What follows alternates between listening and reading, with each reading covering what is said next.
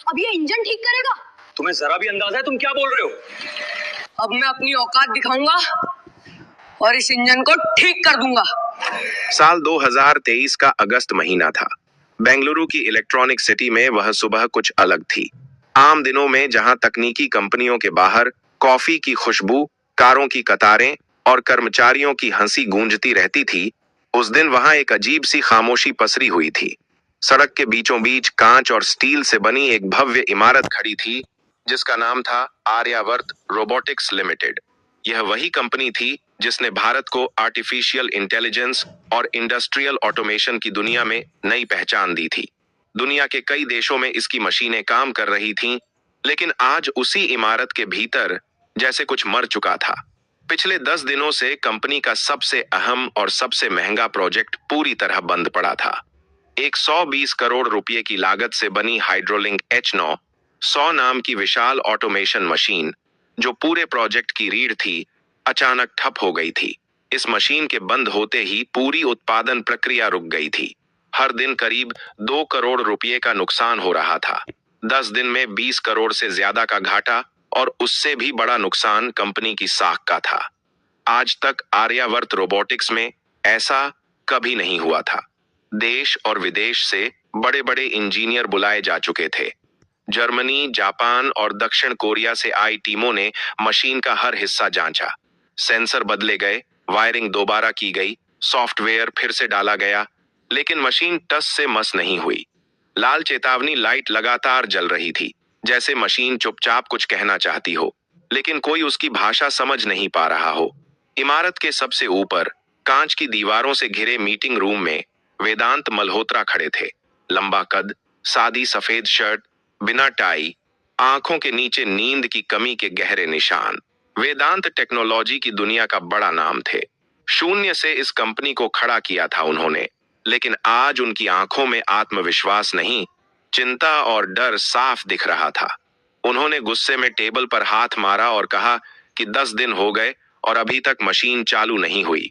क्या हम बच्चों की तरह कंपनी चला रहे हैं? कमरे में खड़े इंजीनियर सिर झुकाए खामोश थे। एक सीनियर इंजीनियर ने कांपती आवाज में कहा कि सर, हमने हर सिस्टम चेक कर लिया है।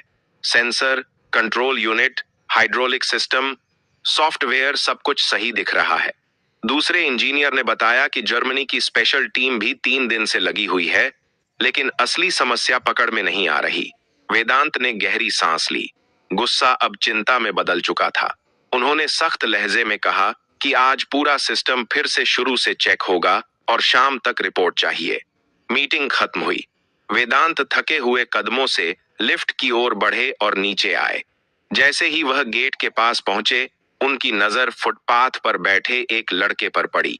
उम्र करीब 15 साल, फटे हुए कपड़े, घुटनों तक जमी धूल, एक हाथ में जूते चमकाने का ब्रश और दूसरी तरफ पॉलिश की बोतल। वह जूते पॉलिश कर रहा था, लेकिन उसकी आंखें जूतों पर नहीं थीं।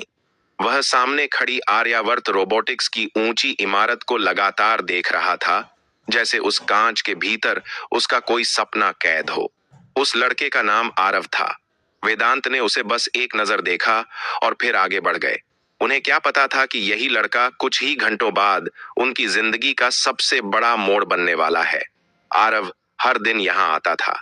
सुबह जूते पॉलिश करता, दोपहर में चाय वाले की मदद करता और शाम को फिर इसी जगह बैठ जाता। लेकिन वह बाकी बच्चों जैसा नहीं था। उसकी नजरें हमेशा कंपनी के मशीन सेक्शन की ओर टिकी रहती थीं। आज भी अंदर इंजीनियरों की भाग दौड़ चल रही थी। अलार्म की आवाजें गूंज रही थीं। लाल चेतावनी लाइट अब भी जल रही थी। आरव ने धीरे से खुद से कहा कि 10 दिन से मशीन बंद है, लेकिन ये लोग गलत जगह देख रहे हैं। असली समस्या तो बैकअप यूनिट में है। उसकी आवाज इतनी धीमी थी कि कोई सुन नहीं सकता था, लेकिन उसका दिमाग बहुत तेज चल रहा था। उसे पता था कि कोई उसकी बात नहीं सुनेगा, क्योंकि दुनिया जूते पॉलिश करने वाले बच्चों की बात नहीं सुनती। किसी को नहीं पता था कि यह बच्चा दिन में सड़क पर बैठता है और रात में मशीनों से बातें करता है। किसी को नहीं पता था कि उसकी जिंदगी कितनी खामोशी में लड़ रही है। आरव इमारत को देखते हुए मन ही मन बोला कि काश उसे बस 5 मिनट मिल जाएं। सिर्फ 5 मिनट।